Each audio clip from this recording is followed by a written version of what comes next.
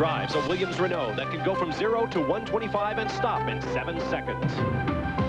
33-year-old Brazilian Ayrton Senna is also a 3-time champion. His car is a McLaren Ford, so aerodynamically slick it can drive across the ceiling. At Kyalami, South Africa in March, the first race of the 1993 Formula One season was marked by driving mistakes and mechanical problems that sidelined 21 of the 26 cars in the field.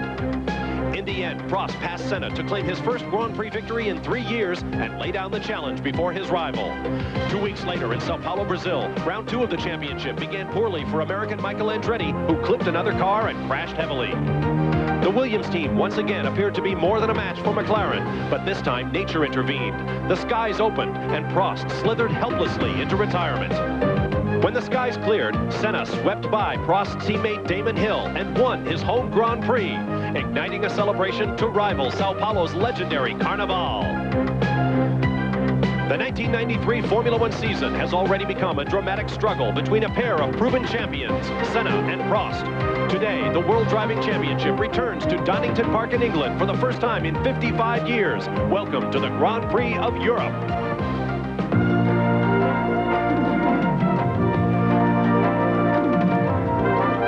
ESPN, the world leader in motorsports coverage, presents Speed World.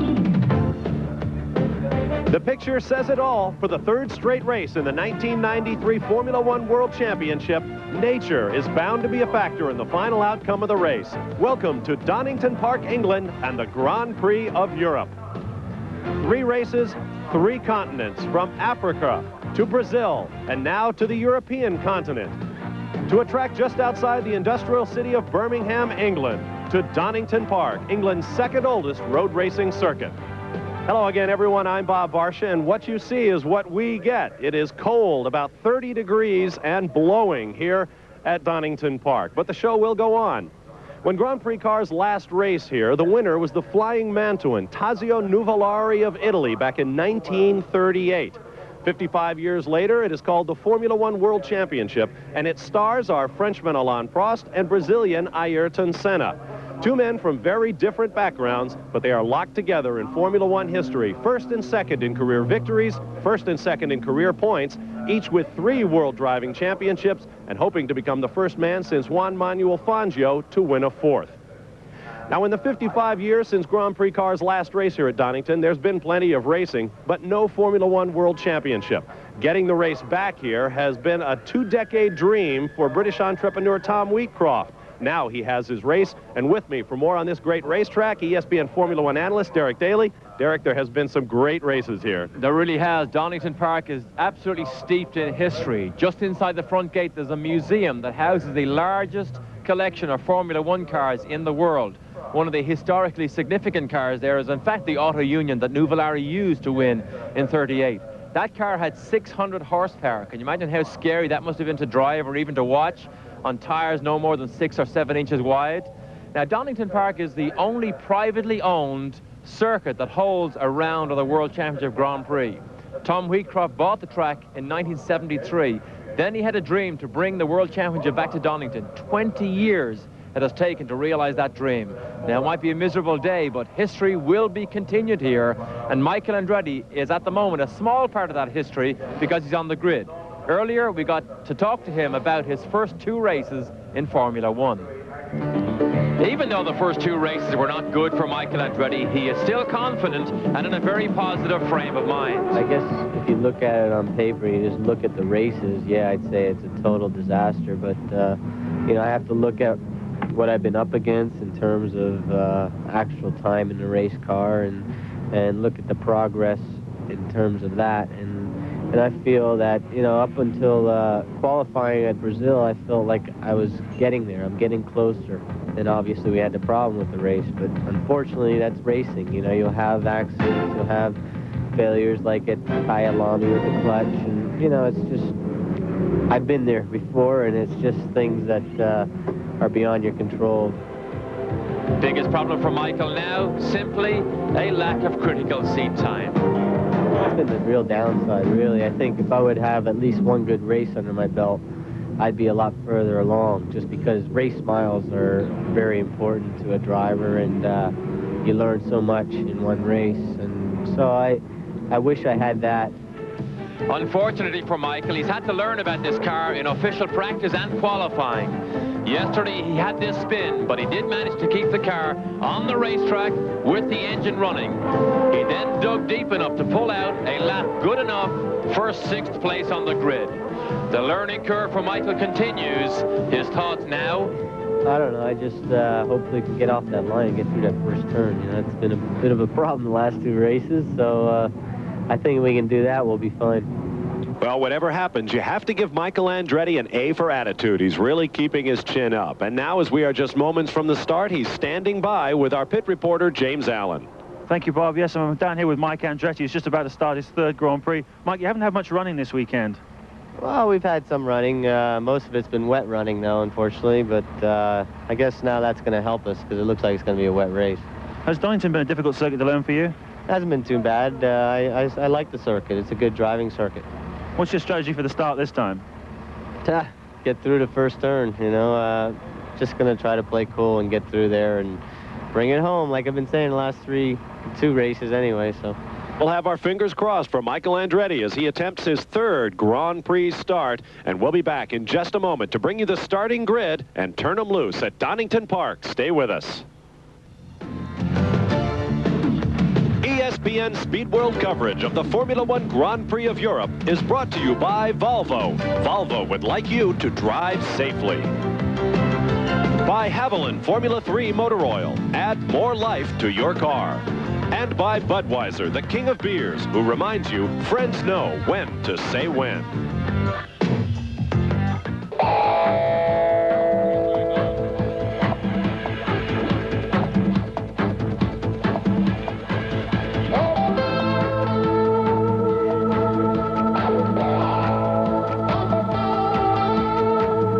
Live to Donington Park, where their weather continues to deteriorate. We have problems on the starting grid to report. We'll get to that in just a moment. Right now, let's see how they'll line up with the help of our Yamaha starting grid.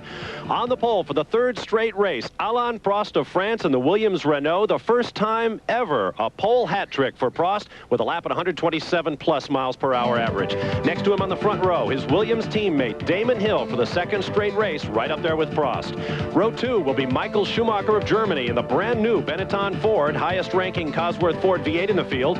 Next to Schumacher, Ayrton Senna of Brazil in the McLaren Ford. On row 3 will be Carl Wendlinger in the Sauber, the best qualifying performance for the Sauber team thus far. Next to Wendlinger, Michael Andretti of the United States in the 2nd McLaren Ford, 4th in the morning warm-up.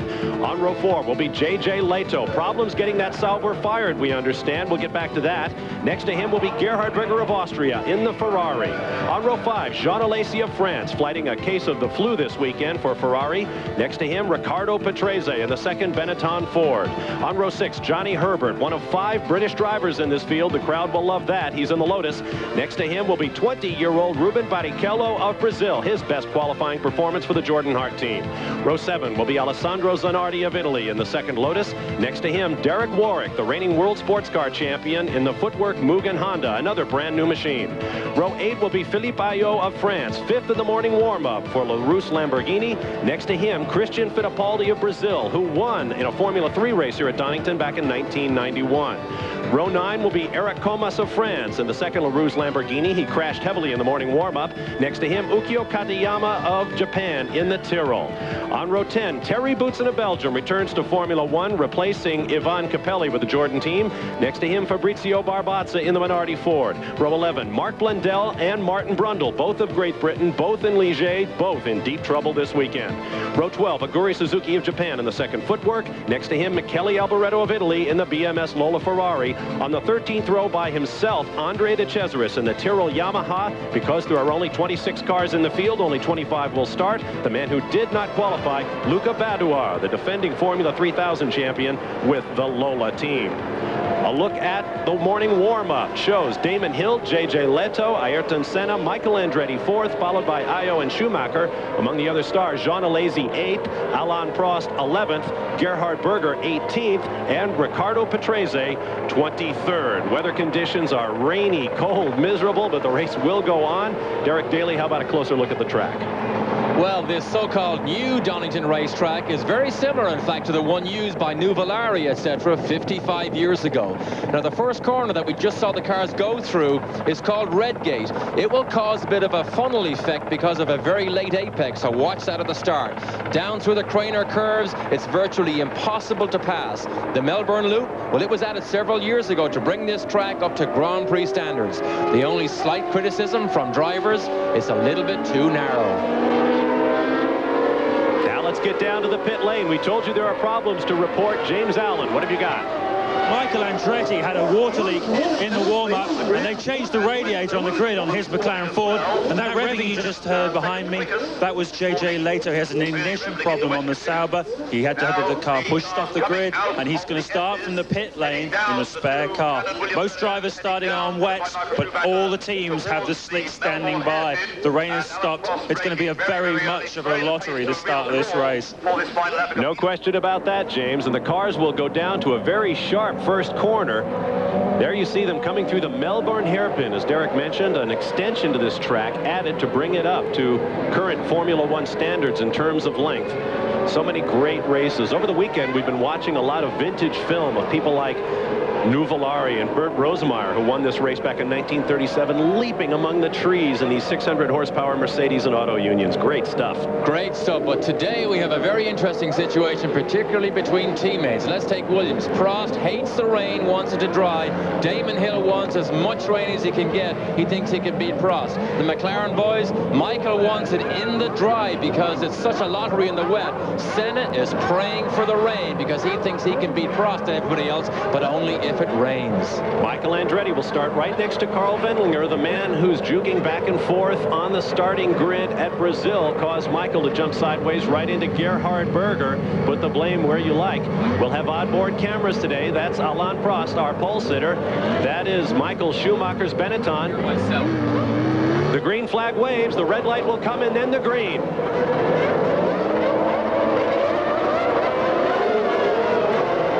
Delicate business finding traction on a very wet racetrack on a cold day in Donington.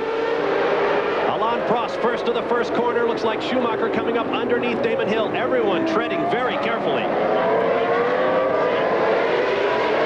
Now that's Michael Andretti in the red and white McLaren to the inside. Ayrton Senna just ahead of him. Look at Senna. Look at Senna. Tries the outside and makes it past Wendlinger.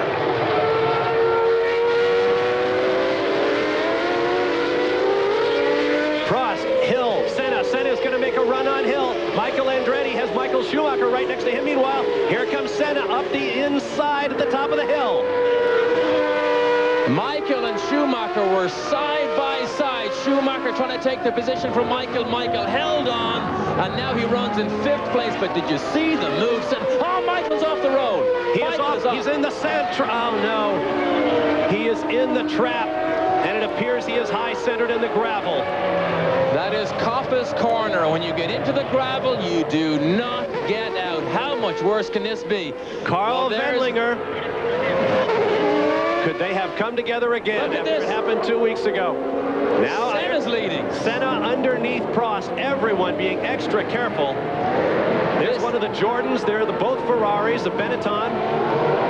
Well, this is what Senna wanted. He is so good in the wet that he knows he needs to lead the first lap if he's to have a realistic chance, particularly if it dries. He was brilliant in Brazil in the wet, and on the opening lap here, just look what he's accomplished. The Rainmeister, Ayrton Senna, whose first Formula One victory might have come in the rain at Monaco, a race won by Alain Prost. You see Senna getting loose in the wet, and then he finally did win in Portugal.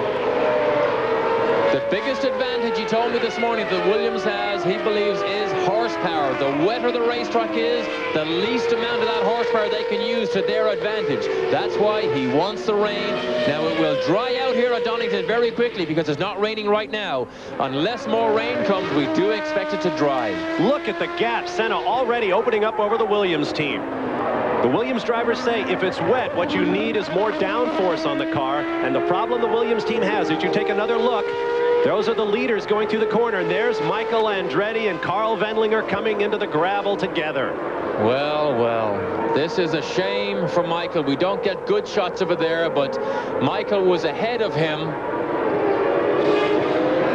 Oh, my we don't mean to be apologists for Michael Andretti, but if he could just get some laps in the car, his luck has been so bad in Formula One thus far. There's Damon Hill, riding on board with Hill behind his teammate. And the rest of the field just tippy-toeing around, so unlike a dry weather Formula One race. If you think about Brazil, it was Wendlinger and Michael that they didn't actually touch, but Wendlinger definitely moved over and caused Michael to move over onto the Ferrari, and now the two of them do actually touch, get together, and unfortunately in lap 1 in the 3rd round of the World Championship, both cars that had potential to run in the points here are out. What a shame. Here is our leaderboard. Senna, Prost, Hill, then Ruben Barrichello, youngest man in the field in only his 3rd Grand Prix start, in 4th position. Jean Alesi 5th, followed by Michael Schumacher, Gerhard Berger, Johnny Herbert, Ricardo Patrese, and Alessandro Zanardi round out the top 10. Then it's Derek Warwick, Fabrizio Barbaza, Philippe Ayot, Christian Fittipaldi, Ukio Katayama, Martin Brundle, Andre De Cesaris, Mark Blundell, Terry Boutsen, and Aguri Suzuki. Now you can hear this McLaren misfiring as he exits a lot of these corners. That is not an engine misfire, that is the traction control working. Senna simply comes out of the corner, puts his foot flat to the floor, and as the wheels spin when they fight for grip, the traction control unit comes in, causes a loss of power on the engine, which is a misfire that you hear, and Senna simply keeps his foot in it, and the traction control takes care of the wheel spin. I understand there are a couple of different ways the traction control works. One affects the ignition. They'll drop a cylinder, basically, to allow the wheel a little less power, allow it to begin to catch. Some of them use electronic braking on all 4 wheels. There's Prost, there's Hill behind him, but Barrichello is right behind Damon Hill. 4 cars in a line behind. In fact, the race is all behind here because Senna has pulled out such a lead. Keep in mind, some of the younger drivers driving in the minor Formula, F3 and F3000, have raced here more often than any of the established Formula One stars. Very little testing goes on because it is such a popular racetrack with local clubs here in the Midlands of England, and so some of the young lions may have an advantage when it comes to getting used to racing at Donington. There is your lead, Ayrton Senna, 4.5 minutes into the race, and then the gaps to those following him. Aguri Suzuki is off the racetrack on the pit straightaway. Looks like he's gotten back underway in pretty good shape. The sky beginning to lighten. We may get a dry track. Of course, that will put a whole new complexion on this race when we return to Donington Park. Senna, Prost, Hill, Barrichello, Alesi, and Schumacher in the top 6 points-paying positions. Stay with us. Cold, dreary Easter Sunday here at Donington Park in England. Happy Easter, everyone. Bob Varsha and Derek Daly. James Allen is in the pits. Glad to have you with us, and certainly glad to be out of the weather we're experiencing here. There's the 2nd place car, number 2, the Williams Renault of former world champion Alain Prost of France. He's running 2nd at this juncture of the race. We're on board now with Prost. Obviously, with the weather conditions that we have, the helicopters that are used to bounce these onboard camera signals off of them back to the ground are, well, having a difficult time. There is Ayrton Senna, the race leader, who passed Prost on the 1st lap and has simply motored away from the field. During Friday's practice and qualifying, it was very, very wet here, and Senna was over 1 second faster than the whole field on a consistent basis.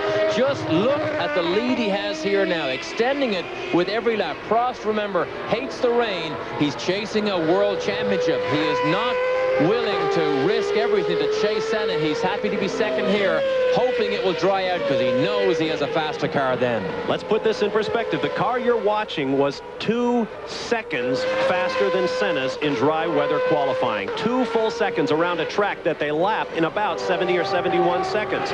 Yet Senna, in wet weather, is driving away. Now, we mentioned that the Williams team says they need extra downforce when it gets wet. They say they cannot put another element on that rear wing. They cannot add downforce at the rear of the car for some reason, while the McLaren team has a triple plane rear wing that they've been using. On board now with Senna. You're watching the best under these conditions. This is the master. We talk about changing conditions. You can see that the racing line is beginning to dry out. Now here's something else we'll throw in. Schumacher is not in the picture right now. The Benetton team have gone out on a limb and they are running dry downforce settings. Therefore the car, if the line does dry out, their cars will be faster. They know in the wet they cannot beat Senna, and to beat Senna their only chance is to take a gamble that it will dry out. Ayrton Senna began the season listed as a reserve driver. There you see the gap from first to second place. They weren't sure if Senna would come and race. He has raced under one race contracts, one race only, and the opener at South Africa, then in Brazil 2 weeks ago, and now here at Donington Park. Senna is operating on a race-by-race basis with this team. And the next time he goes to negotiate the contract, he will bring a tape of that opening lap, because he was at his brilliant best, slicing down the inside when people are unawares. And we have one of the Ligier cars, it looks like Martin Brundle is in the pits, and he's on slicks. So that is how fast it is going to dry up. Everybody will be in the pit lane within a couple laps. In fact, Brundle is the second car to come in. Ukio Katayama with the Tyrrell team has already been in. Ooh, coming out. That's Eric Comas and the LaRousse right there. There's Katayama out on slicks. Senna will just eat him up right now, I would imagine, on the wet part of the track. Well, when you come up on a back marker like that, you hope that he sees you. But Senna will be, it'll be interesting to see how long he'll stay out now on dry weather tires. They will have to monitor how fast the cars on slicks are going and then make the decision for Senna. Another point we were talking about early in the day, Derek, is what happens with these extensively computer-controlled semi-automatic transmissions when the track gets slick. On the semi-automatic, like the McLaren here, it changes up automatically. However, you can also manually change it. So in fact, to short shift, as people like to do in the rain, look at Senna, goes offline on the wet. No problem to him, just slices past cars at will. But you can manually change gears on these, and in the wet, you have to short shift sometimes to stop those wheels breaking away, even though they do have traction control. Ayrton Senna over the top of the rise. A lot of elevation change in this racetrack. As long as he is pulling away from Prost, and he will know that every time he goes by his own pit, as long as he is extending his lead, he will stay out. As soon as he realizes he's no longer pulling away from Prost, he will be straight to the pits for slicks. After 7 laps, there you see the running order and the gap back to the second place car. It stabilized somewhat. In fact, Prost has closed down by about 0.5 of a second, I would think, on that next lap. Let's find out what's going on in the pit lane right now with James Allen. Well, Bob, there's frantic action down here in the McLaren pit. They're all shouting at each other. They've got a new set of tyres out, all slicks. They're in the warmers. The computer is all programmed in, and there's a lot of frantic movement. They're expecting Senna in any time, it looks like. The sun is beginning to come out. The day is beginning to get a little bit better, although there is still a little bit of moisture in the air. But Senna's due to come in, it looks like, very soon. This is the first race on the brand new Goodyear wet weather tires for Formula One this year. Note that they have narrowed the front and rear tires. The slicks were changed right away, but in the first 2 races of the year, the cars were going around on interim front wet tires, and boy, did they ever need them in Brazil. Now they have the totally new asymmetrical design, one tire unique to each corner of the car, made by Goodyear. They have functioned superbly thus far today. On board with Prost. This is down through the Craner curve, just went through the old hairpin. It's an uphill rise here. This is McLean's. It's a late apex here. And now it's uphill again. Elevation changes here. This is a difficult corner. Brundle never made it around for more than 2 or 3 laps on those slicks, and he's off the road. We saw him off the road twice during practice. Boy, there's where he's off the road. It's right at the end of that very quick straightaway. Well, he must have just lost it under braking, Bob. He must have just got it sideways under braking, and unfortunately, he stalled the engine. No onboard starters. What do you give now for an onboard starter? What a shame. Martin Brundle has yet to finish a race in 1993. Here comes the field. On your right is a large exhibition center that is a part of this, and just across from that exhibition center is the Donington Racing Car Museum, and it is absolutely spectacular. There is Ruben Barrichello under pressure from Jean Alesi and Michael Schumacher. Barrichello, just a spectacular performance here for a Jordan Grand Prix. They have changed the engine. This is the Brian Hart designed and developed V10 engine, obviously following on the example set by Renault of how good the V10 is. I don't think Brian Hart really has anything other than a conservative engine in this at the moment, because he is a conservative engineer in general. So I would say there's even more horsepower to come from this engine, which will make this Jordan car and this Jordan team even more competitive. And of course, their new teammate this weekend, instead of Capelli, is Thierry Boutsen. There is Jean Alesi. Likes to do his racing with the seat belts fairly loose. Likes to brace himself with his left leg. As we mentioned, he is fighting a case of the flu this weekend. You see those contrails ripping off the back wing as the air and the moisture in it is crushed out, as the air is crammed over the upper plane of that rear wing. Leto, Barrichello, Alesi, and this man, Michael Schumacher. Obviously, you see Leto did get running after that initial problem, having to start from the pit lane. Not as competitive as he wants. He's about to be lapped. And Brundle's car is still there. See, the tow strap is on it, but they need to get that car out of there as soon as possible, because somebody else could lose it under braking, and then it's a helpless situation. All you end up is crash damage. There's Leto now being passed by Berger. Alesi. By Alesi. The 27 Ferrari. I should know that. Easy to do, my friend. You'll learn. Michael Schumacher, I'm surprised he's not a little more competitive, but as Derek mentioned, this is a brand new car. They've not had an awful lot of testing on it. I tell you how vital traction control is. We know how good Schumacher is. This is the new car. In the dry conditions, it's faster than Senna and the McLaren because he was ahead of him on the grid. They have no traction control on that car. That will tell you how much he misses it, because he is not as competitive as we know Michael Schumacher can be and as we normally see him. But I mentioned earlier, he wants it to dry up. He believes he will be the class of the field next to the Williams, I have to say that, if it dries up. There's Johnny Herbert coming in for slicks. Heating up the rears the easiest way possible. Out he comes. It is Senna, Prost, Hill, Barrichello, Alesi, and Schumacher. They'll be dancing in the streets of Brazil to see that leaderboard. 2 Brazilians up there. Ayrton Senna down in the Melbourne hairpin. Nobody looks after tires as well as Ayrton Senna. Again, he passes the pit entrance. He's happy that he's still leading Prost by enough, still pulling away, so he's happy to stay out on those wets. It is always the leader who dictates the tune when it comes to changing back and forth on tires, and right now the leader is Ayrton Senna by 5.8 seconds over Alain Prost. We'll be back for more.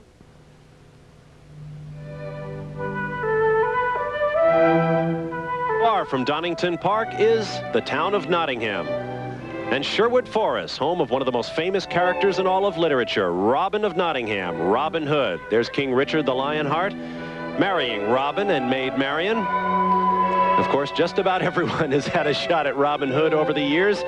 Walt Disney to Errol Flynn to Kevin Costner. It's very much a living part of the scenery here in the Midlands of England.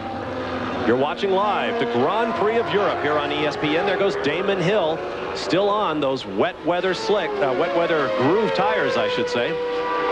Looking for a little bit of wetness. Those tires do not last long once the line begins to dry out. Alain Prost first, then Damon Hill, who looked down the inside. You're on board with Hill. Damon Hill is the #2 driver in this team. He got off to a bad start just like Michael Andretti did, but had a tremendous second place in Brazil. I don't think he would take an unusual risk or a chance. Oh, you see him get sideways there to correct the car under power. I don't think he will take any unnecessary risks to try and pass Prost, because if they collided, old Frank Boy would not be happy. One of the favorite topics of pit lane speculation in Formula One is how much horsepower your engine makes. I saw an interview recently with Patrick Head, who's the technical director for the Williams-Renault team, who talked about the difficulties of putting 800 horsepower through the technology of their semi-automatic computer-controlled transmission. So perhaps we've been understating it at 700. Well, oh, here he goes. Oh, look at this. Hill has a look down the inside at Prost. Well, and that was the old hairpin, which is a very difficult place to pass. Now, Prost is in a traffic situation right ahead of him, which is a lapped car. But here's something we have to watch. Senna will be in the pits very soon. He lost 1.5 seconds of his lead to Prost in the last 2 laps. So Senna, for sure, will be on the way to the pit lane very shortly. Damon Hill, son of the late 2-time world champion and Indy 500 winner Graham Hill, also a Le Mans winner, one of the great names in all of motorsports, looks down the inside again around Prost. I guess he feels he has the legs on Prost and wants to get around. And it's a risky move, because remember, that's the dry line they are on there. Hill has has to sneak off that and get on the damp, wet, dirty stuff. Look how close he is here. Oh, I think Prost blocked him there. Looks like he blocked him. Prost and Hill have been all sweetness and light throughout the weekend, working together, talking about how much they enjoy being each other's teammates. I wonder how long that'll last if it comes to who's going to get around who under green flag conditions in a Grand Prix. It's amazing how the friendship stops when the competition gets hotter. And I'll tell you what, the friendship will definitely stop if there's any contact between these two cars, because Alain Prost for sure is taking it easy now, or he'll tell you he's taking it easy anyway. 76 laps of racing underway. We've completed 13. J.J. Lehto, who started from the pit lane, is now up to 20th in that Sauber. Of the 25 starters, 16 remain on the lead lap. There's one of the Ferraris in the pits. We'll see whether slicks go on. I'm almost certain they will be. Yes, they do. If you're not fast enough, it's worth taking a gamble to put slicks on as early as possible, because then you actually catch the racetrack as it is drying out to its best. But this is a reasonably sedate pit stop, I would have thought, from Formula One standards for Berger. Almost looked as if he had a problem there for a minute, but he doesn't. He's out on slicks, and now he makes his charge. Before he went in there, he was running in 7th, so he wasn't in a points-paying position. There is the leader, Ayrton Senna, and you can see the treads in the tire. I said they were asymmetrical, which means there's a different tread pattern on all 4 tires. You can't just take 2 fronts and put one on either side. You've got to have a left front, a right front, a left rear, and a right rear. And each of those tires requires its own separate mold, obviously, which explains why it took Goodyear a little extra time to get the new wet weather tires here. There's Prost. You see him in the top of your picture. Now, Senna actually stretched it out a little bit. It went to 4 seconds, and it's now, as they flash over the line, just above 6 seconds. So Senna still has the measure of Prost. Michael Andretti is back in the pit lane, and he's with James Allen. Michael Andretti, another contretemps with Carl Bendinger. What happened?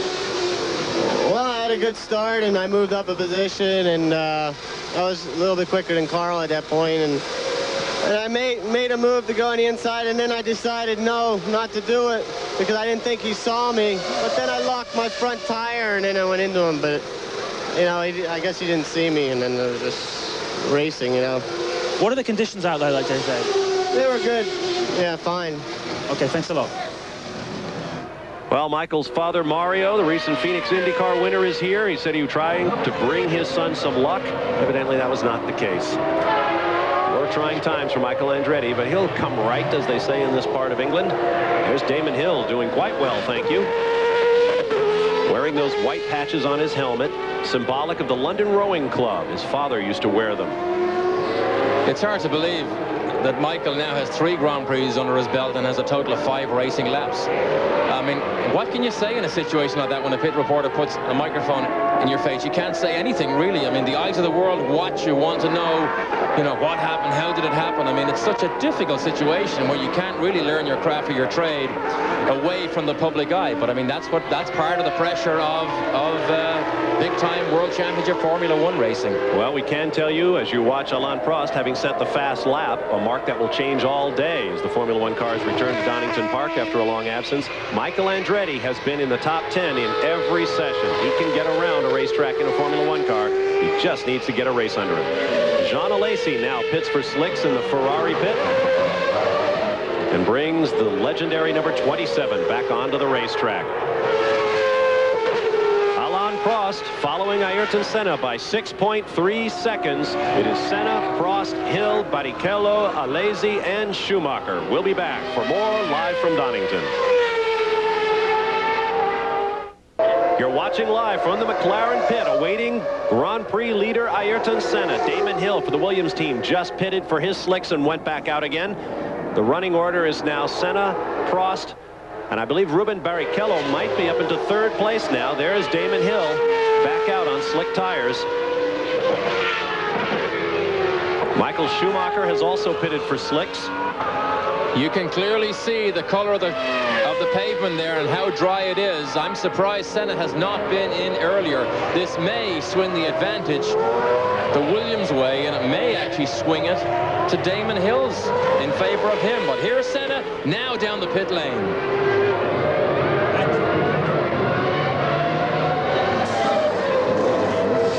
And Senna comes in, takes it nice and easy, doesn't want to make any mistakes. Nice slow stop for the McLaren team. There's a bit of a problem on the front right, but it's not a bad stop at all. And he's back out on the track, and now we wait for Alain Prost. Not a bad stop at all. I'd make that one under 7 seconds. Well, now we wait for Damon Hill, and I don't think Damon Hill got by him. I think that was him on the top of the picture, just coming around the final hairpin onto the Wheatcroft straight here. So Senna manages to hang on to the lead. Now the key is how quickly Prost can get in and get out. It looks easy, but mistakes can be made so easily in pit stops because there are so many people doing such a lot in such a short space of time. And Alain Prost being held up right there by Michele Alboreto in that garishly painted Lola Ferrari. That won't help him either. I think I saw Senna out of the corner of my eye, just to the back of the picture. Let's look. No sign of him just yet. There's no doubt. There is Senna right there. So that is all the time that the Williams team will have to get tires on Alain Prost's car when he comes by. There's no doubt that Prost and Williams or whoever made a mistake in Brazil. He stayed out way too long. The rain came down, and that had a big contribution to him leaving the road. But we're going to watch for Prost now, because for sure he's in this lap or the next one. Well, that's the other thing, isn't it? Because Senna's going to be gaining ground like gangbusters. Prost has to come in and get new tires, or he's just going to lose more ground. And he is in the pit lane. James Allen. Okay, I'm down the pit, wait for Alain Prost. He takes it nice and easy coming in. Now he's stopped. The guns are on. The wheel nuts come off. The slick tires go on. It's quite a nice operation. Williams not famous for quick pit stops, but this was a nice, smooth stop by Williams. And Prost is back out on the track to challenge Senna in the dry conditions that he loves. There he goes. Senna just went out of the picture, so the teams did a great job. Nobody passed anybody in the pit lane. They're on slicks. But remember now, Prost knows he is faster than Senna. Senna is very difficult to pass at the best of times, and Donington Park is not known for its ability to allow racing cars to pass. All through this section here, this is the Craner curve, the old hairpin, all through these sweeps, it's virtually impossible to pass cars that you're racing against. That tells you how good the slicks are. Within 2 laps of being out, Damon Hill sets fastest lap of the race.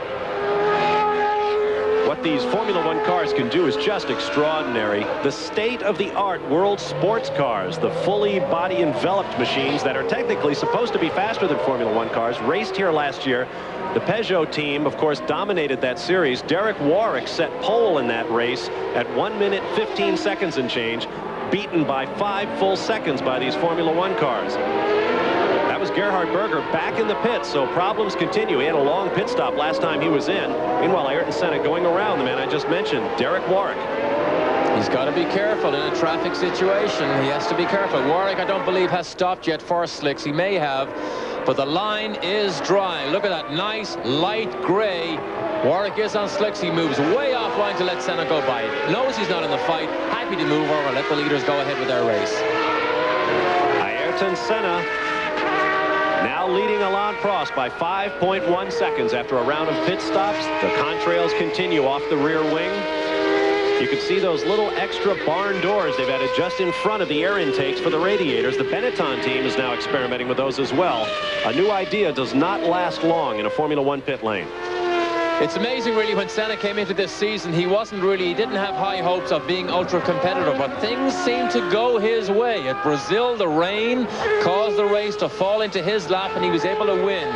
His only chance here was rain, but it is going to be a dogfight now as this place dries out here, because Senna will hang on to that lead position just as hard as he can. But look at Damon Hill here close in on his teammate Prost, but Berger's day is over. The leisurely pit stop earlier, obviously there was something wrong, something serious. He went out, tried it again, and it was no good. Well, our next stop will be the Grand Prix of San Marino in Imola, Italy, and Ferrari will definitely have to be on form there. We expect 250,000 rabid Ferrari fans on hand at the Autodromo Enzo Indino Ferrari, and you'll see that race as well here on ESPN. That tells you just how bad the weather has been here the last couple of days here at Donington. We'll be back for more live. We are back live. Alain Prost back in the pits. We understand it is beginning to rain around the racetrack. I can't tell whether those are grooved rain tires or not. James Allen is down in the pits. And Michael Schumacher is in the gravel. It must be slick out there.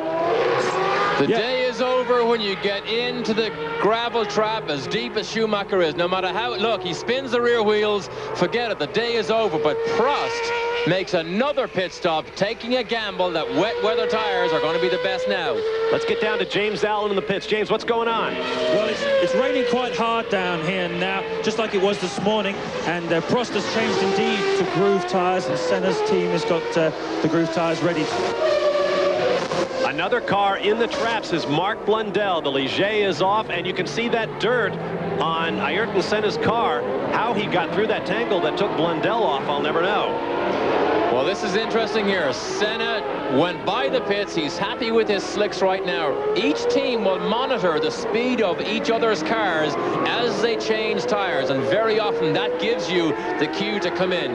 Now, Senna now knows that Prost is on wets, and his team is ready for Senna to make the decision, or the team management could make the decision for him and send the information to him via the radio. There you see the asymmetrical tread design on the Goodyear tires.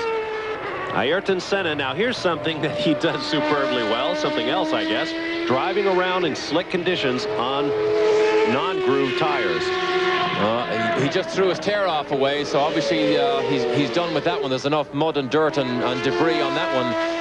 But I mean, how much can you say about Senna? To go out and watch him on the racetrack, even here at Donington, he's just different. His lines are different. The way he goes about his racing is different. He's just different, and he's faster than everybody.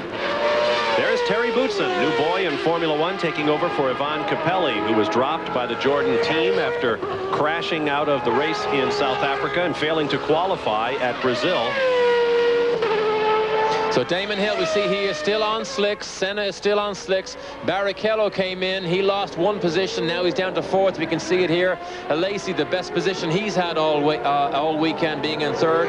And then Prost, who took the gamble, and Johnny Herbert, who's still on slicks in the Lotus. That 32-minute figure for Senna is the total time elapsed in the race. Everything else was the gap back from the leader. It is Senna, Hill, Alesi, Barrichello, Prost moving up quickly. Johnny Herbert in the Lotus. Ricardo Patrese, Felipe Ayo. Now Damon Hill is in for his set of slicks. The only other car unlapped at this point is Fabrizio Barbazza in the Minardi Ford. James Allen is down in the Williams pit. Yeah, and I wish I was up there with you, Bob, because it's actually raining really hard now. Damon Hill comes in, they take the slicks off, and the groove tires go back on again. The car's rocking on the jacks. Slight delay there. Hill's back in the race. So we've gone from wet to dry, back to wet. And Damon Hill pulls back onto the racetrack. We're told that this is pretty typical weather for this part of England at this time of year, or perhaps any time of year. There is Ayrton Senna. We're watching really for Prost. You can see the rain on the lens of the cameras here. The cameramen are even having difficulty keeping the camera lenses clear. There is so much rain falling. But Senna obviously doesn't think there's enough rain falling on the racetrack yet to actually make a pit stop. But if everybody else has done it for sure, Senna will be in soon also.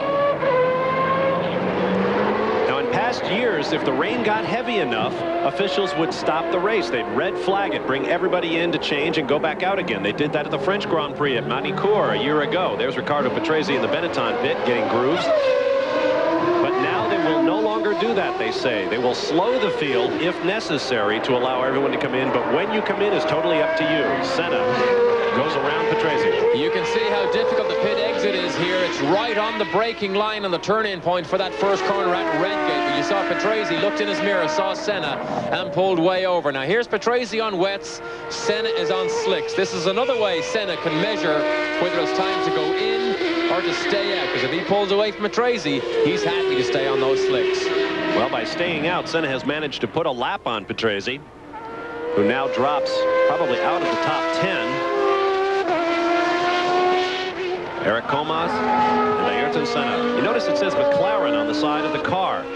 Tobacco advertising is not allowed here in Britain, nor in France or Germany. Races you'll see later on this year here on ESPN. The familiar dromedary on the Camel cigarette-sponsored cars. There's also Barclays cigarettes, Jetan from France. No tobacco advertising on the cars or at the racetracks at all. It becomes a bit of a game to see how you can get your logo across without using the actual name of the brand. You see the top 6 again. Barrichello now has moved up to 3rd because of the extra pit stop. So George was still having a great day with that new car. It's basically last year's chassis. They've redesigned the front because of the regulations. A new front wing design. They carry the front wing now instead of that familiar mustache nose they had last year. But Barrichello having a superb day so far. That's Alain Prost coming up behind to drop Barrichello into 4th place if he can. This is a battle for position here. Can you imagine Barrichello, 20 years of age? He's hardly been in single-seater racing more than 3 or 4 years, and he's battling with 3 times world champion Alain Prost for a position on the racetrack. What a great story. He is only 5 seasons out of racing karts.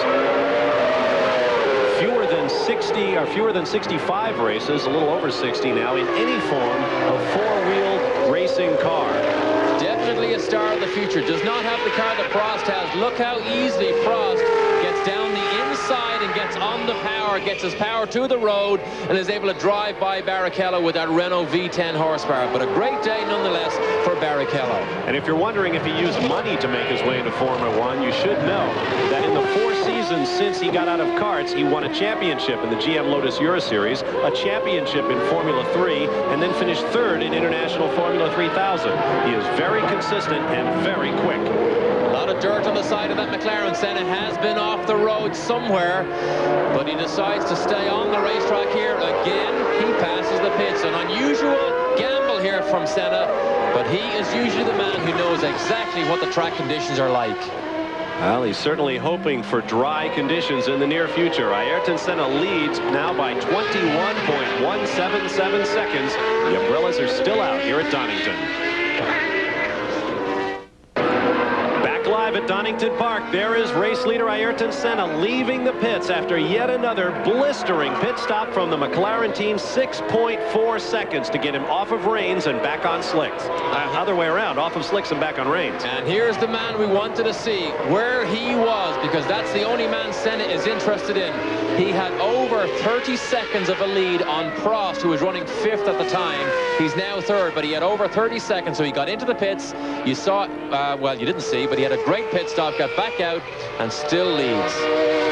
Prost got around Barrichello. Now he's got traffic ahead of him. That's Derek Warwick in the new FA14 Footwork Mugen Honda. A really interesting car, and it looks like the kind of thing that may help Footwork take that next step. Whoop, there's Andre de Cesaris in the Tyrrell. And there is one of the LaRousse. That's Philippe Alliot. There was contact there, as there is when you try and outbrake somebody. It is Philippe Alliot, extremely fast, did a good job in qualifying, and I believe he has stalled his engine again. Otherwise, he'd be well gone out of there by now. Yellow flags. You see the yellow flags being waved by the track marshals here. Prost manages to get down inside Warwick. Traffic jam. Look at Alliot where he is. They will have to. Well, maybe the track marshals can move that away, but what a dangerous situation that is. Look at Prost now held up behind. That is Alesi. Alesi now is behind. The white car and the yellow helmet is Christian Fittipaldi. Got his hands full there. He may still be on slicks. Well, there's no gamble now. When all the front runners, here it is here. De Cesaris goes into the back of Philippe Alliot. They both jump on the brakes. Oh, flames out of De Cesaris, but he keeps his car running. Alliot, unfortunately, didn't manage to keep his. Look at this again. Alliot, an innocent victim here. Nothing De Cesaris could do except run into the back of him. Nothing Alliot do except drop the clutch as quickly as he could, but he didn't do it quick enough. Stall the engine. His day is now over. Alliot somehow got moved. I wonder if he kept the engine lit and then somehow when he dropped the clutch managed to stall it again. At any rate, it appears that he is done. Alain Prost is now halfway around the racetrack.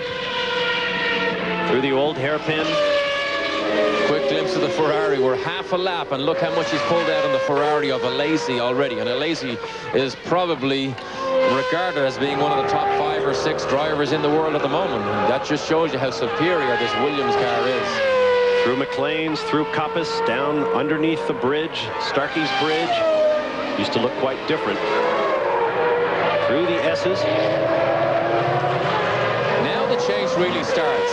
It's beginning to, well, it doesn't really start. Again, Prost, you remember, he doesn't like the rain. He took the gamble to be one of the first on the rain tires, but it really has fallen into Senna's hands again because he knows Prost doesn't like the rain.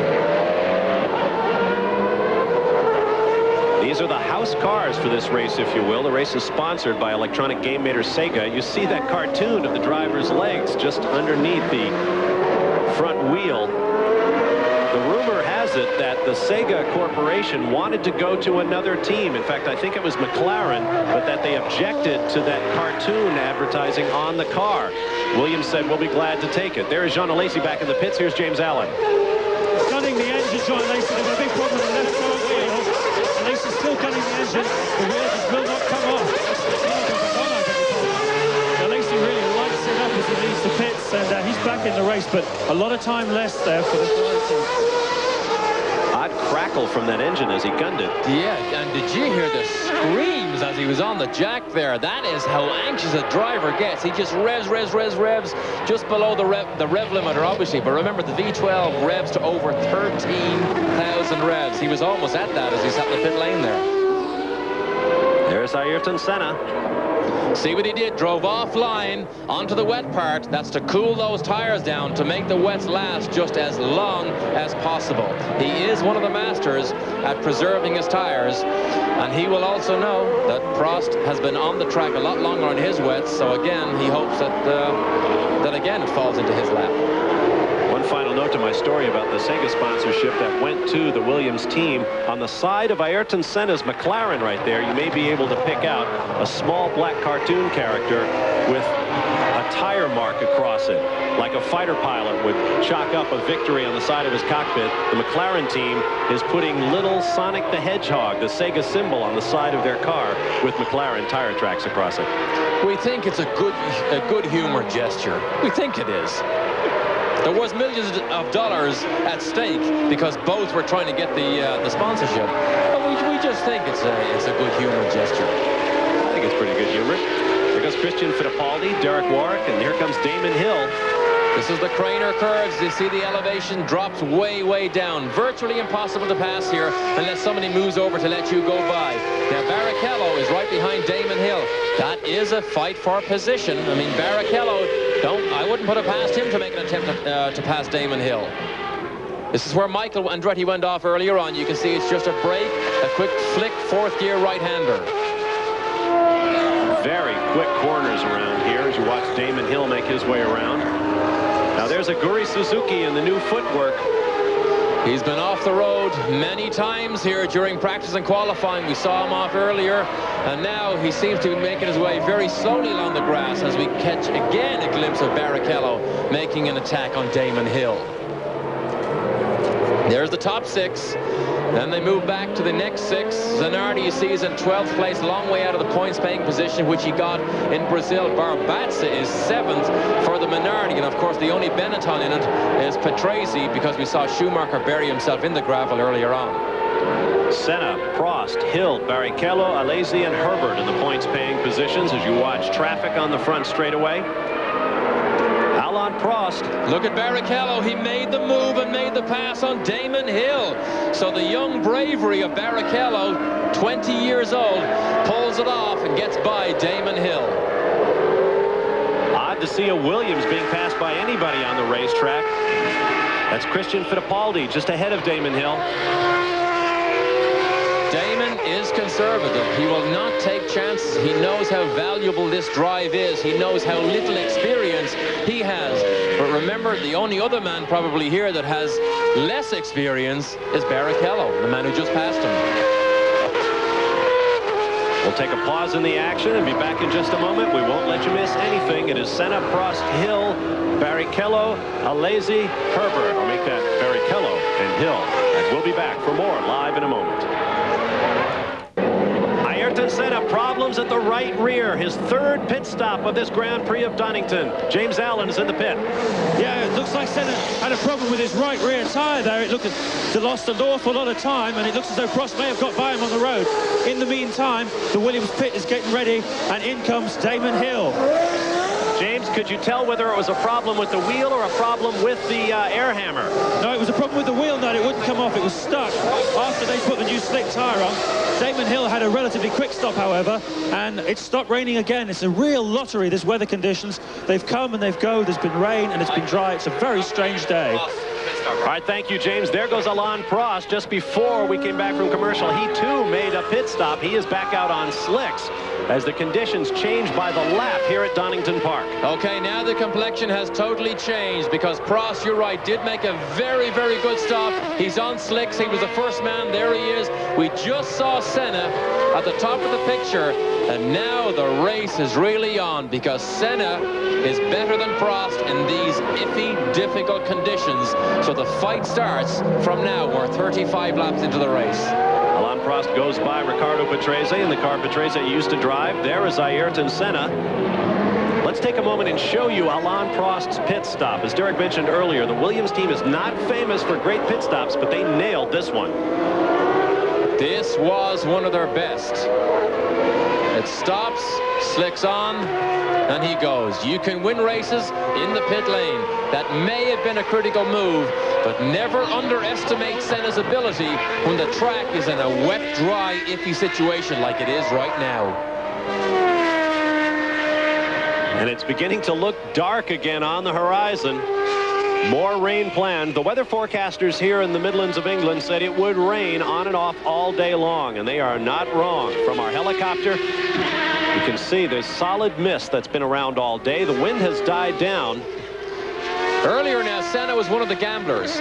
When Prost came in, Senna was happy to stay out. He was happy to run his own race to his own plan. The interesting thing about this time is something else is happening and figuring in his thought configuration, because the very time that Prost stopped, Senna came right in immediately. Now this is Jean Alesi's fourth pit stop, and you can see from his reaction. He was running as high as second earlier on, which is the best run Ferrari have had this year. But this is a disaster when you sit in the pit lane as long as that. It was a problem on the left rear. Alain Prost taking his time getting around.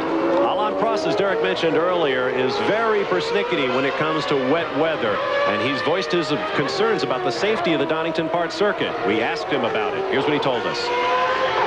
Because what I've said, it's not only about the racetrack, it's also the fact that when FISA decide to go on a new racetrack, they never ask any driver talk about, for example, the safety.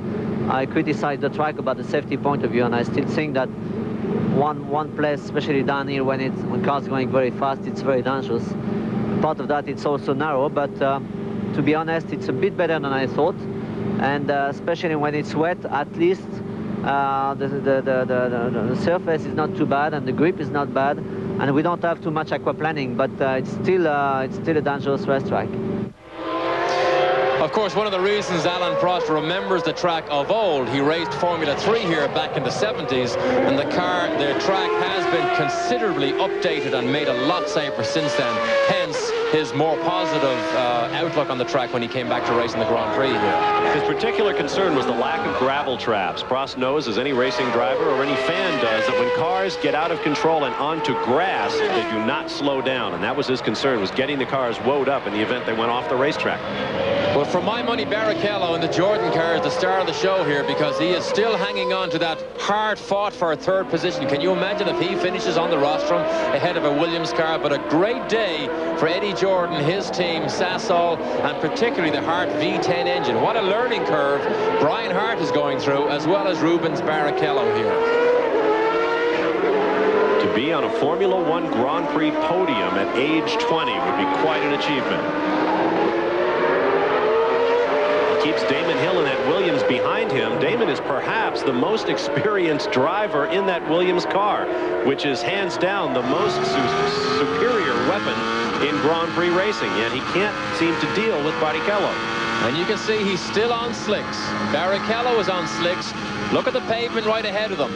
That line is not wet. It is not very wet. So it really, if it has stopped raining, and it's difficult for us to see. Well, in fact, if you look at the camera lens, in fact, it's not raining. Up the hill they come through McLean's. So they actually played the gamble well. The rain has stopped. Prost and Senna are out on wet weather tires. What a gamble. What a lottery this can turn out to be.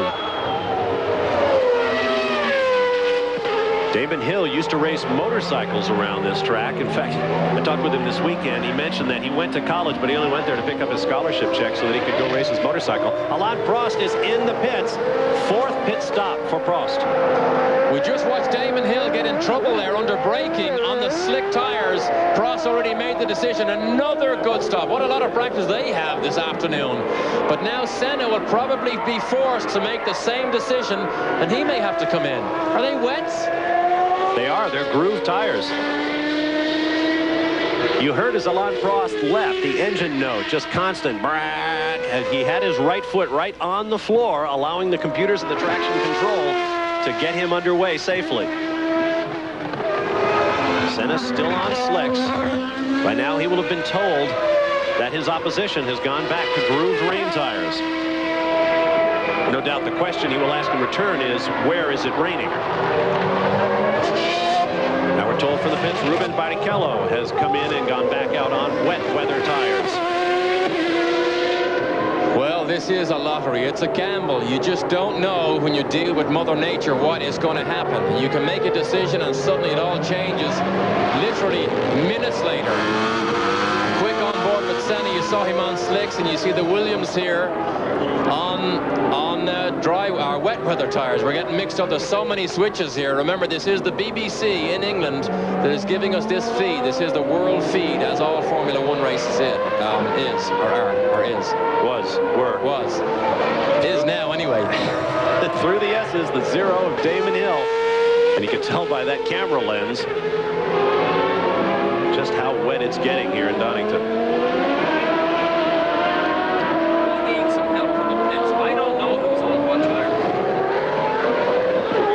Ayrton Senna. It looks a little bit dry out there.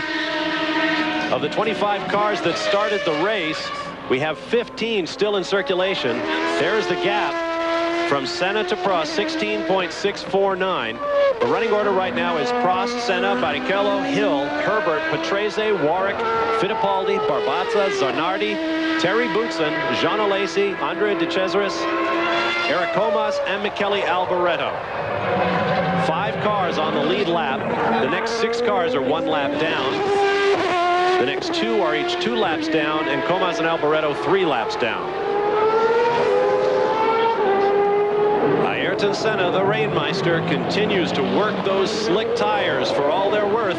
We'll keep an eye and see if he comes in. If he does, we'll show it to you. This week marks the 25th anniversary of the death of one of England's greatest racing heroes, Jimmy Clark of Scotland. Shown here racing at Oulton Park. This is what world-class road racing used to look like. Of course, Clark so closely associated with the late Colin Chapman and the Lotus team. An Indy 500 winner and a 2-time world champion, Jimmy Clark, still fondly remembered here in the Midlands of England. There is Jimmy Clark's Lotus in the Donington Racing Car Museum, the greatest in the world. More than 130 cars. There you see the air quality here over Donington Park. There is the landing strip at the East Midlands Airport, virtually just outside the gates of this racetrack. Here's Damon Hill in for his 4th pit stop by my unofficial reckoning.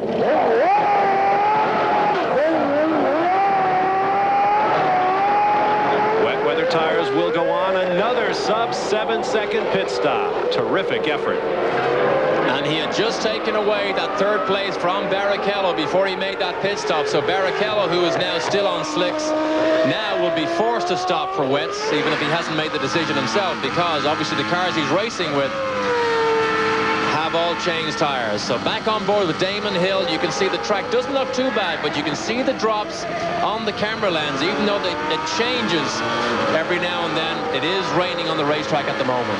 Let's listen to the engine note if we can keep. Now we can't keep the picture. All kinds of problems with our onboards today due to the weather. There's Ayrton Senna streaming that moisture in the contrails off the rear wing. You mentioned earlier we are in the flight path for landing aircraft here along the front straight at Donington. One of the problems they have found is that the airplanes land and take off so often, particularly on takeoff, there is avgas, airline fuel, comes out of the airplanes, drops on the racetrack, which makes it extremely slippery then when you do get any amount of rain at all. So that's another one of the difficulties they have to cope with here.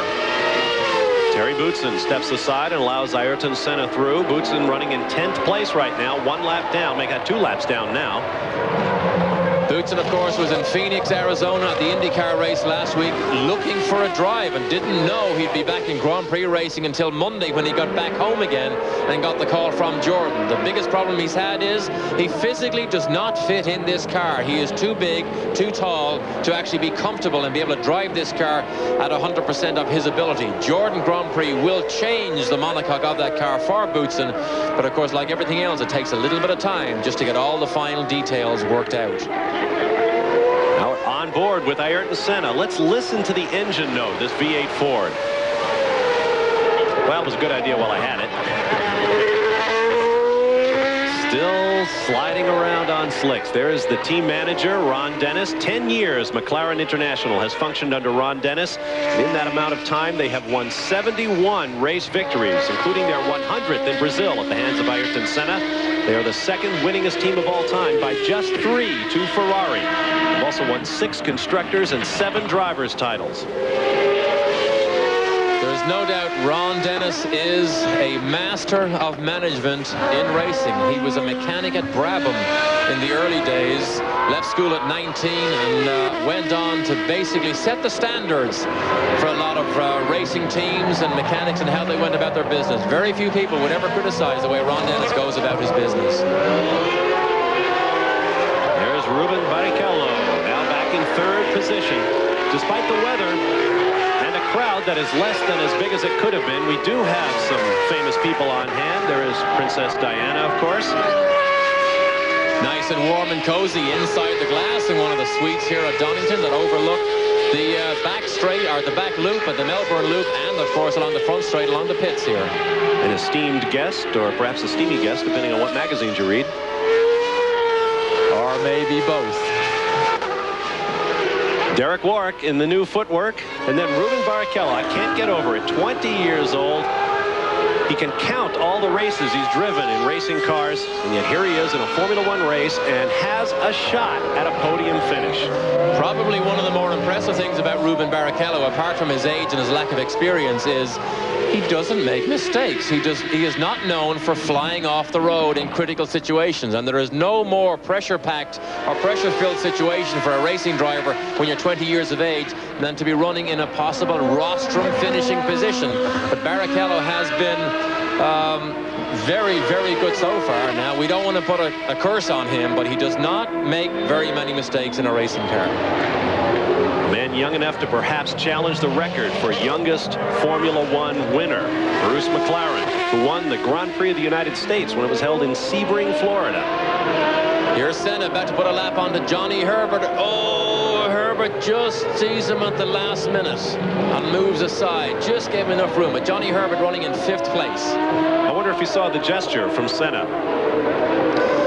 Remember, they're old Formula 3 sparring partners here. No, in fact, they're not. Senna was out of Formula 3 by then. It was Brundle that was his old Formula 3 sparring partner. In fact, Brundle made a statement.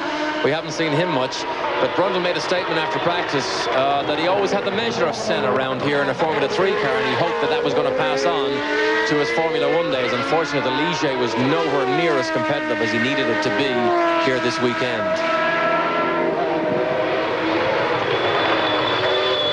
Senna, as I mentioned, working under a 1-race contract, so it's always a question whether he's going to show up at the next race. But I would imagine if he pulls off a victory here, it's going to be tough for him not to return for the next race. Down to the pits and James Allen. I'm down here with Michael Schumacher. Bob, Michael, you spun off at the first corner. What happened? I went really loud on braking,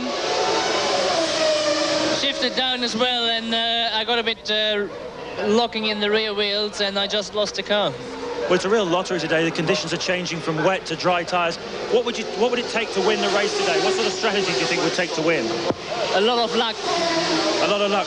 But obviously, the wet tyres, the visibility very bad out there. The problem is,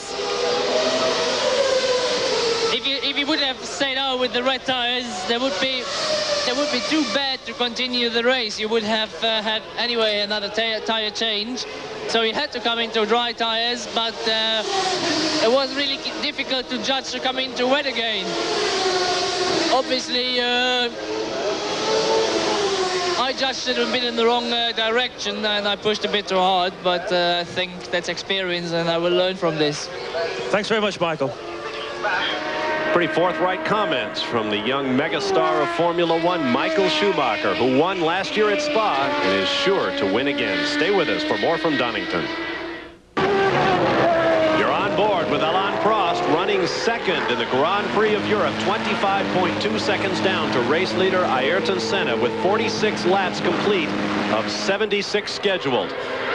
Now let's take a look at our Suzuki Motorcycles mid-race recap. The leader, Ayrton Senna, has led since lap 42. 4 lead changes among 2 drivers, those being Alain Prost and Ayrton Senna. At least 4 pit stops for car thus far, an incredible number by Formula One standards, and that because of the changing weather conditions, back and forth from wet tires to dry. Good thing we're only about 40 miles from Goodyear's European headquarters in Wolverhampton, England, because we've been going through donuts like crazy here today.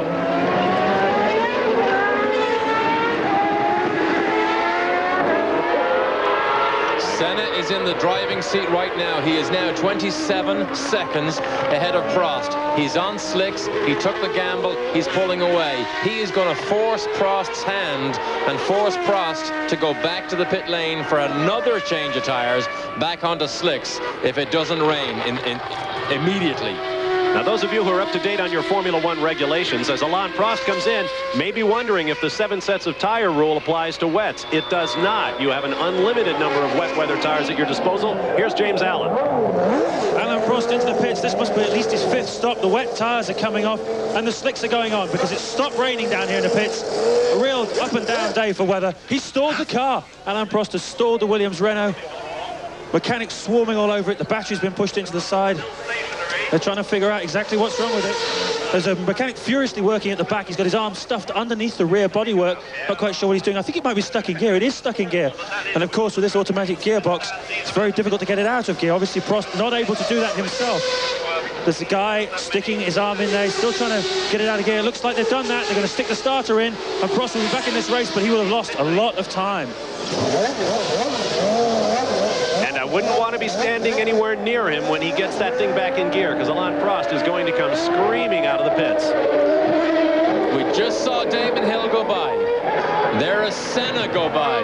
So Senna is leading, and now he is 1 lap ahead of Alain Prost. He's about to put a lap on Damon Hill, but the story again is Barrichello, I believe, is now possibly in a 2nd place position. The youngest man to win a Formula One race, Bruce McLaren, did it at 22 years and change. Ruben Barrichello might be the next man into that column of the record book. When you race in the rain, you have to have good fortune. Well, good fortune can mean you have a car that's good enough to run 3rd, but you can still win if the good fortune goes your side and mechanical problems or an accident happens to the 2 guys ahead of you. Senna doesn't make many mistakes either, though, so it'll probably be mechanical failure if he hopes that Senna doesn't finish ahead of him. A tremendous tactical struggle as well as a great race here at Donington. We saw Princess Diana earlier. A great number of former world champions are here. We've seen John Surtees, Jackie Stewart is here. King Hussein of Jordan is looking on. It's King Bob of Georgia. Everybody knows that. Prost still wrestling with the conditions. Delicate maneuver on your out lap, and Prost knows that. He's very careful. Even though these tires do get up to a good working temperature in the warmer blankets, it still takes a lap or 2 to get at the optimum working temperature and to a situation where you feel comfortable with the car. 3 cars remain on the lead lap: Senna, Barrichello, and Hill. And if Senna gets around Hill, we'll be down to 2. Prost, Herbert, Patrese, Barbaza, and Warwick a lap down. That takes you through 8th place. Fittipaldi, Boutsen 2 laps down. Zanardi and Comas 3 laps down. De Cesaris and Alvaretto 4 laps down. 14 cars still in the running. Fast lap set by Ayrton Senna 12 laps ago on lap 37. Look at Barrichello here. The biggest thing they did in the wintertime, well, they dropped the Yamaha engine. It was not successful. It was not powerful. They actually went out on a limb to do an exclusive contract with Brian Hart to run an engine that he had never had in a racing car. And look how good it is proving. But again, you see Barrichello runs through the water because he's trying to keep those tires cool. Ayrton Senna around Damon Hill there at the bottom of your screen. He'll be pulling up on Barrichello soon. It is Senna and Barrichello on the lead lap. Talk about youth and exuberance against age and experience. We won't let anything happen without you. And we'll be back for more live coverage from Donington Park in just a moment. Working his management magic from the pit lane, Ron Dennis, managing director of McLaren International. Somewhere out on the racetrack, his Ayrton Senna right there leads the Grand Prix of Europe by 1 full lap. I believe Senna is the only car on the... No, there's Rubens Barrichello right there. Senna is not the only car on the lead lap. We wondered if Barrichello had stopped because he didn't show up on our timing monitor for a moment, but there he is, still on wet weather tires.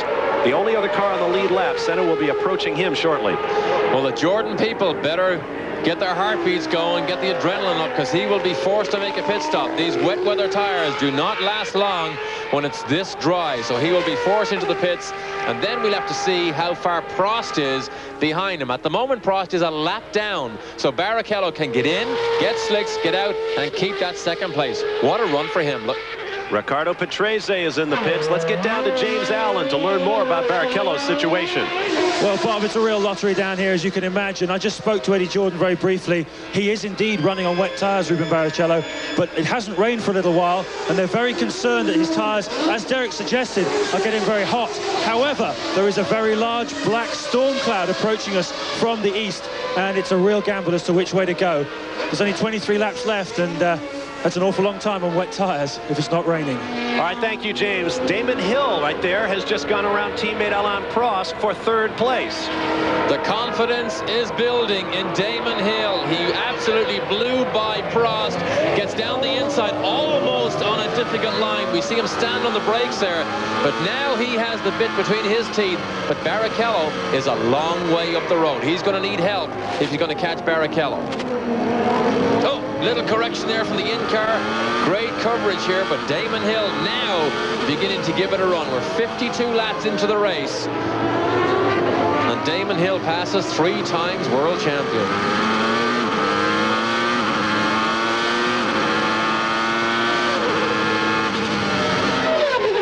Alain Prost is now in the pits. He's got slick tires. We'll see whether he goes to the wets. No, he will stay on those preheated Goodyear slicks. Well, Prost must have had a problem. There's no way he would stop just for the sake of changing slick tires. He must have had a problem. He did not like those tires. Perhaps a puncture. I don't know. Whatever it was, it has cost him dearly again. But look how well Senna runs. And remember, he did not make that last stop for wets when the other leaders did, particularly Hill and Prost. Here's the pass here. This is into Coppice Corner, into McLean's. Easily gets down the inside. Prost makes plenty of room for him. Makes the pass easily, and Damon Hill has the bit between his teeth now. James Allen called it a lottery, and that's exactly what it has been. And the man who has played it perfectly is Ayrton Senna. He has made half the pit stops of everyone else, stayed out there on his slick tires, and thus far it has paid off. But we have 53 laps down. We have 23 laps still to run, and as James mentioned, there is more dark cloud on the horizon. Hill at the moment is not shown on the same lap as Barrichello. However, he's not that far behind him. He's actually only 14 seconds behind Barrichello, so if he has any trouble at all... This is down through the Craner curves. That's Barrichello. He's got mirrors full of race leader Ayrton Senna right now. Craner curves named for Fred Craner, who brought the German Mercedes and Auto Union teams here to Donington Park back in the 1930s.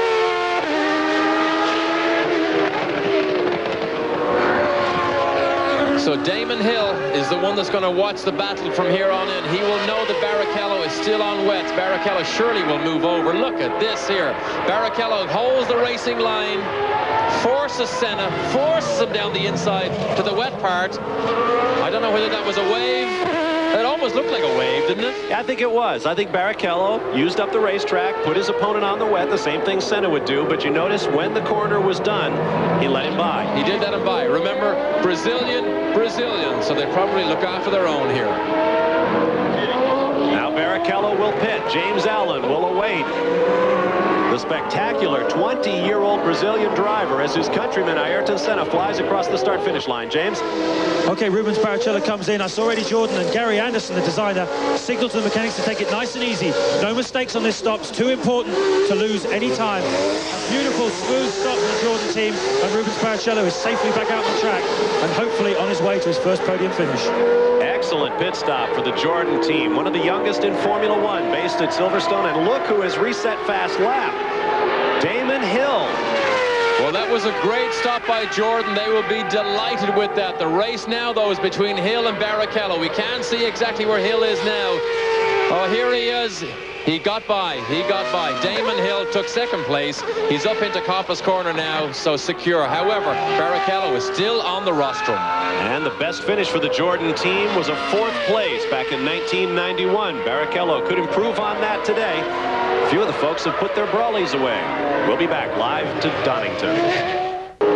There is the pit board in the pit of Ayrton Senna, P1, first place. Behind him, Hill and Barrichello at the time differences just mentioned. But something bizarre just happened to Senna. Let's go to the videotape. Senna came into the pits and watch what happens.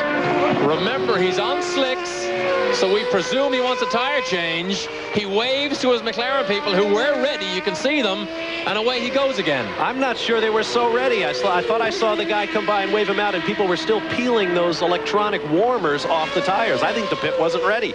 Well, he didn't stop the next lap round, so that is an unusual situation, particularly for a Ron Dennis Ron McLaren operation.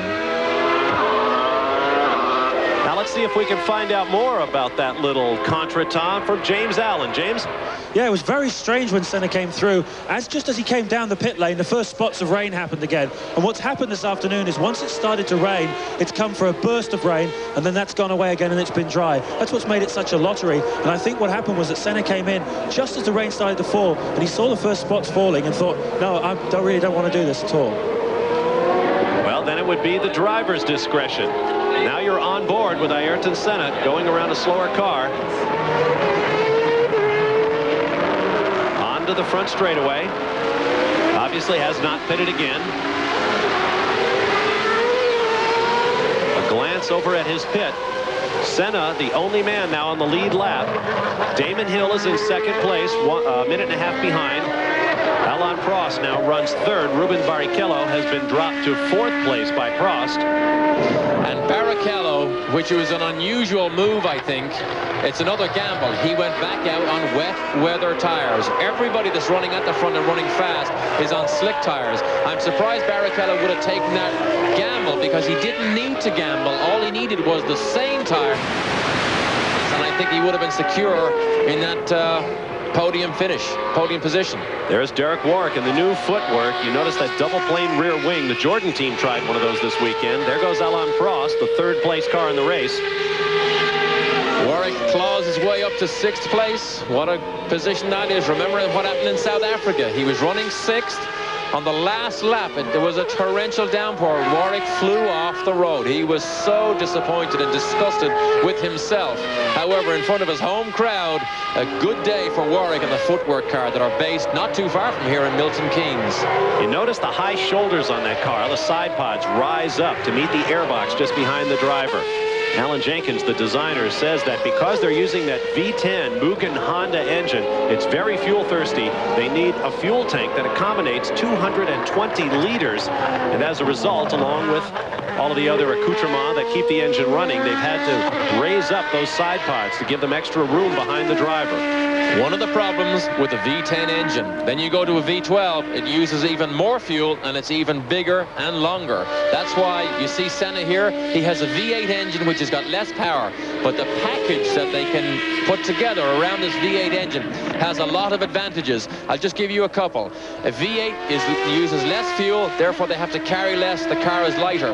But think of this, it takes less to cool a V8, so the radiators are smaller, which is less drag. They're too big big performance items in Formula One. And as I mentioned, aerodynamically styled to create enough aerodynamic downforce that at 100 miles an hour, the car could theoretically drive across the ceiling. There you saw your top 6. We'll be back with more live from wet Donington Park. Stay with us. Welcome back live to Donington Park, England, where live coverage continues of the European Grand Prix here on ESPN. We have lots more coming up for you on this Easter Sunday. Tonight, the season premiere of America's baseball game of the week, Sunday Night Baseball. Barry Larkin and the newly acquired Kevin Mitchell power the Reds against Ozzie Smith, he of the backflip, and the St. Louis Cardinals. Exclusive national coverage tonight, 8 p.m. Eastern Time, 5 p.m. Pacific, right here on ESPN. Damon Hill flashing down through the Craner curves. Flat out, 6th gear, rocketing left and right. He is in 2nd place behind Ayrton Senna, beginning to close in now with 14 laps remaining in the race. And this would be a great sight here, except you just mentioned it. He is 1 lap down. He is the fastest man on the racetrack, catching Senna. If he passes him, he has to do it all the way again. He's much faster than Prost right now. In fact, he's pulling away at 2 seconds a lap at times over Alain Prost. We know Prost does not like these iffy conditions. But what a great sight this is. Damon Hill closing in on Senna. What a shame, though, he lost a lap earlier. We now have official word from the pit lane. It was Ayrton Senna's decision not to make that pit stop. He rocketed right by the pits, back out onto the racetrack. He's taken the unusual road and taken the gamble right from the drop of the flag here, or the green light, and it has proved to be correct every time he did it. So you cannot argue with what he's doing here. But look at Hill, how good he must feel. His confidence level rose about halfway through this race, because beforehand he was happy to let the whole thing unfold ahead of him. As soon as he passed Prost, boom, attack mode came on, confidence level shot up, and he's a different driver. He's been wringing his hands all weekend with glee, saying, I want rain on the weekend. I can win this race in the rain. Right now it is Senna over that man, Damon Hill, by 1:24. 18 seconds back is Alain Prost in 3rd. Another 12 seconds in arrears, Ruben Barrichello. We think we may be planning another pit stop. 15 seconds behind Barrichello is Johnny Herbert in the Lotus. Another 1:02 back is Derek Warwick in the footwork. Then 16 seconds to Ricardo Patrese. 6 more to Fabrizio Barbaza. Just 1 second behind Barbaza is Christian Fittipaldi. Another 1:20 back is Alessandro Zanardi. 1.5 to Eric Comas. 11 seconds to Terry Boutsen. And 1:21 to Michele Alboreto. Andrea De Cesaris also shown on our timing monitors, but 7 laps down, which indicates to me that he is not moving. So Prost not happy, not prepared to push as hard as Damon Hill is at the moment. In qualifying, in fact, Prost made a statement afterwards that he didn't even push to the maximum in qualifying, because he knew he was still 3/10 ahead of Damon Hill, went back out for a second run and decided that he just didn't want to turn it on or turn it up that last little bit. Look at Zanardi in the Lotus car. Zanardi not having a good day. He was in the top 10. Look at the traffic jam about to pass him, but you saw the critical thing was, Christian flies off the road. You got to keep the engine running. You got to keep the engine running here. Is it running? Yes, it is. That is the key. Drop the clutch, keep the engine running while you spin, or else you are over for the day. Boy, they grow some tough grass here in England. Now, meanwhile, Damon Hill has gotten around Ayrton Senna, so he is back on the same lap with the race leader. Here's how it happened. Right in front of everybody, down past his pit crew, his mechanics, his team manager. This is under braking into Redgate. He moves offline. Senna knows he's a lap down. He's prepared to let him go. But what a great feeling it must be for Damon Hill in front of his home crowd. His mother, Betty Hill, is here to watch this race too. What a great feeling it is. This is probably a lot better experience for Damon Hill than his 2nd place in Brazil was. It's beginning to rain again here at Donington. With 13 laps to play, it is not over by any means, and we will be back with more live coverage as the Union Jack still waves. Is beginning to fall again here at Donington, and one of the only men among the front runners still on wets was Ruben Barrichello. Now Ayrton Senna is in the pits. James Allen is not there. He's standing by with Barrichello's team owner, Eddie Jordan. We'll get to that in a moment. Senna will take the wets on, so it really must be coming down out there. I can't believe Senna would stop this late in the going with just 10 laps remaining. Now Barrichello took the gamble earlier on to stay on wets. Unfortunately, the rain did not come early enough. Ayrton Senna back on track. Let's get down to James Allen now. I'm down here with Eddie Jordan. Eddie, you're looking very nervous. No, I'm not really nervous. I'm more cold than I am nervous. It's not very nice weather. But I don't mind the weather so much while we're going good, and that's the important thing. You know, young Rubens Barrichello's doing a fantastic job, really, for his tender years. In conditions like this, it's quite amazing. Whether he makes it to the end or not is another matter. But at the moment, all's going well, thank you. Is this a day when strategy counts, or is this just a day of lottery? Well, I think we've made some very good decisions on the pit wall today, but I'm sure a lot of other teams have as well. But, you know, the driver has to get the car to bring it home, and that's the important thing. And full credit to the driver. It's quite fantastic what he's doing. Well, good luck, Eddie. Back to you, Bob. Thank you very much, James. Eddie Jordan with fingers and toes crossed, Derek. Fingers and toes crossed, and Eddie is always a man to do a deal. In fact, we lived within 5 miles of each other in Dublin as we both went through our crash and burn Formula 4 days. In fact, I bought my first racing car from Eddie Jordan. If you want to get on Eddie's case a little bit, just go up and remind him that he is older than Ruben Barrichello's father. Yeah, that really gets him going. He hates that bit. Through the very narrow final corner here at Donington, race leader Ayrton Senna taking it very gingerly. You see the gap, a minute 24.927 seconds back to Damon Hill, who's been rocketing around. Remember, Senna had a lap on everybody. It's a much safer situation if the rain is beginning to come down. To make a stop, put on wet weather tires, you're in a far safer condition to finish the remaining laps of the race. Barrichello's the only other one in the top 6 on wets. Hill and Prost are still on slicks, and Barrichello is now 15 seconds behind Alain Prost. A seat for this race cost 120 British pounds. Multiply times 1.6 if you'd like to decide how much of your salary it would take. There aren't 90,000 people here like there's room for, but there are 3 Brits running very well into the top 10. We'll be back. Live at Donington a moment ago, I told you there were 3 British drivers in the top 10. Actually, they were in the top 6, and the third of them was this man, Derek Warwick, but the footwork has rolled to a stop. Total dejection from Derek Warwick. That is 2 races this year, and he has been so close to getting that critical World Championship point, not just for himself, but because it's also for the team. World Championship points has such a lot to do with the amount of travel money and prize money you get. But look at the dejection on Derek Warwick. Damon Hill is in for wet weather tires. Oh, he almost passes his pits. There's locks up the front tires. There's why he's in for wet weather tires. Let's watch the stop. The Williams team has been superb today.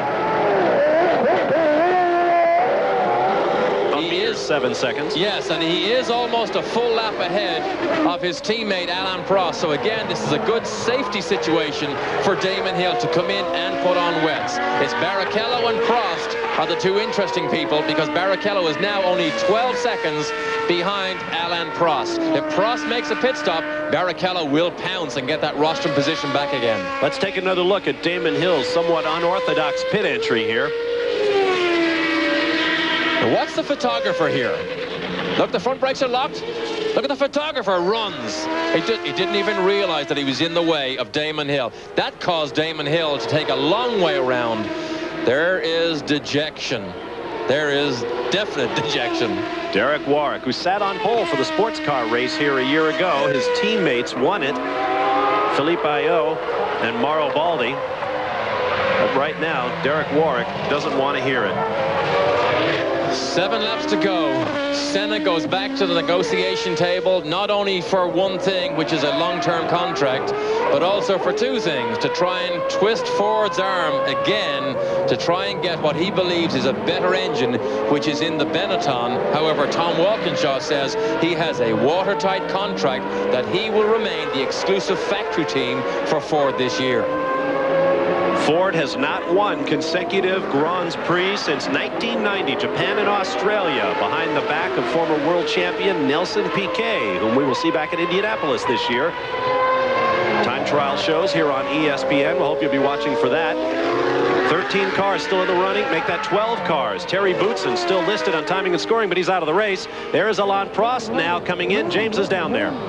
Okay, well, not for the first time this afternoon. Alain Prost in the pits. He's putting the wet tyres on. It's raining quite hard now. Really is a most strange day. No problem stalling the car this time and safely back out on the track. But the rain coming down quite hard now, but not as hard as it was earlier on. So Alain Prost comes in for the wet weather tires. And where is Rubens Barrichello? That is the question now. Did Barrichello manage to make it past Prost while he was in grabbing those wet weather boots? We'll find out and tell you all about it when we return. We're live to Donington Park, where the huddled masses are trying to get some shelter from the weather. We'll be back. Dewey camera lens. There is race leader Ayrton Senna in the McLaren Ford, leading Damon Hill in a Williams Renault by 1 minute 29.6 seconds. I must have put the hex on the British drivers in this race. No sooner did I say that we had 3 in the top 6 than Derek Warwick dropped out. And moments ago, Johnny Herbert of Great Britain had an interesting moment, Derek. We almost lost the second one. Herbert was under acceleration, and it just got away from him. You see him on the grass here? Loses it, realizes he's obviously the wrong way here, and lifts the front wheels off the ground and gets it going again. Luckily, he kept the engine running. That looks like fun. We have 4 laps remaining, 4 more times around this 2.5-mile circuit that has felt the wheels of so many legends. Bernd Rosemeyer, Tazio Nuvolari. Grand Prix bikes, motorbike racing for many years, and now for the first time in 55 years, the Formula One World Championship is here. Ayrton Senna leads over Hill. Barrichello now listed in 3rd place. The Brazilian over Alain Prost, shown 11 seconds down to the Jordan car. Johnny Herbert, despite that little schmozzle, is listed 5th, followed by Fabrizio Barbaza. Oh, and there's Ruben Barrichello. I can't believe it. Absolute disaster for Jordan and Barrichello. He was running in 3rd place. He took the gamble. He put those wet weather tires on, and it rained. It fell right into his lap. Jordan had the champagne corks just about to pop.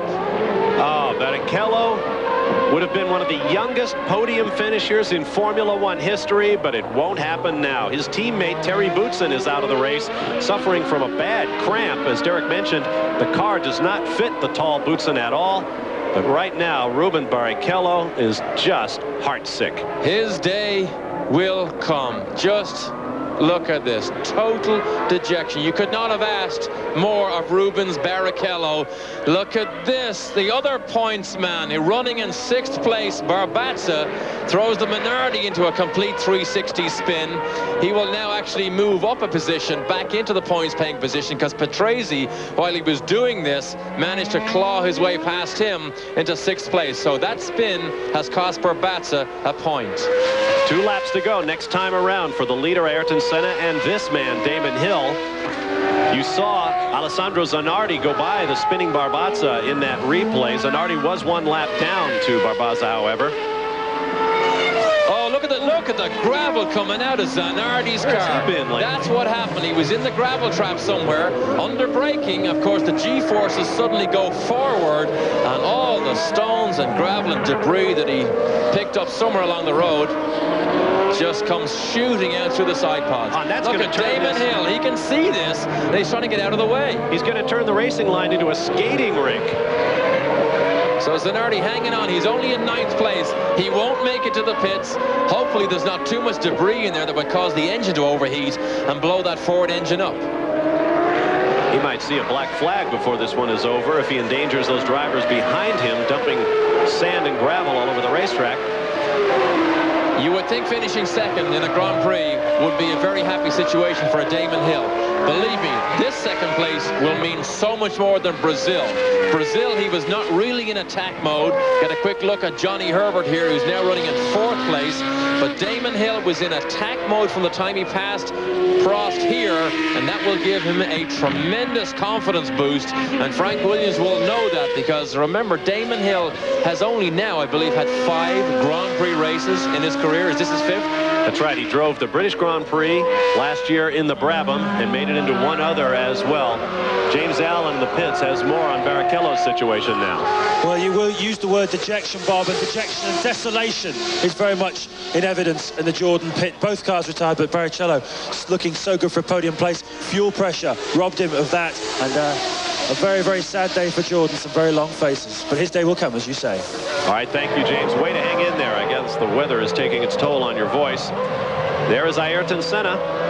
And you can see how dark the day is becoming there from that camera shot. Well, Senna wanted rain this morning, looked to the skies and said, I hope it does rain. He got what he wanted. He played the game properly in the gamble. And it's hard to believe that a car that he really didn't want to drive for most of the winter has turned out to give him the World Championship lead, and in fact extend his lead. The only man he's interested in is Prost. It could be his 38th, which will move him within 7 of Alain Prost, the all-time leader with 45 career victories. And I think the Williams team will look back on this day as one that might have been, one that got away. Senna has played the tire game absolutely perfectly, and now he is on his final lap at historic Donington Park. Only qualified 4th. Made a statement afterwards that he did not get the best from the car. But look at the McLaren boys. They put in so much work to build these cars. They are delighted that they have someone like Senna driving the car, and they want to be part of the cheers and the celebration as he rolls this Marlboro car across the line. Always an interesting relationship, the triangle of driver, car, and mechanic, because the mechanic is very much a part of the equation. That car is his, perhaps more than it is the driver's. He spends a great deal more time with it. I love talking with racing mechanics about how they feel about the cars. That's Johnny Herbert. We see him. He's still in good shape here, still in 4th place. Senna won't put another lap on him, I doubt. All he needs to do is go down through the Melbourne Loop, and it's home to another victory. He has only started 145 races, but Senna has a phenomenal win ratio in that 145 races.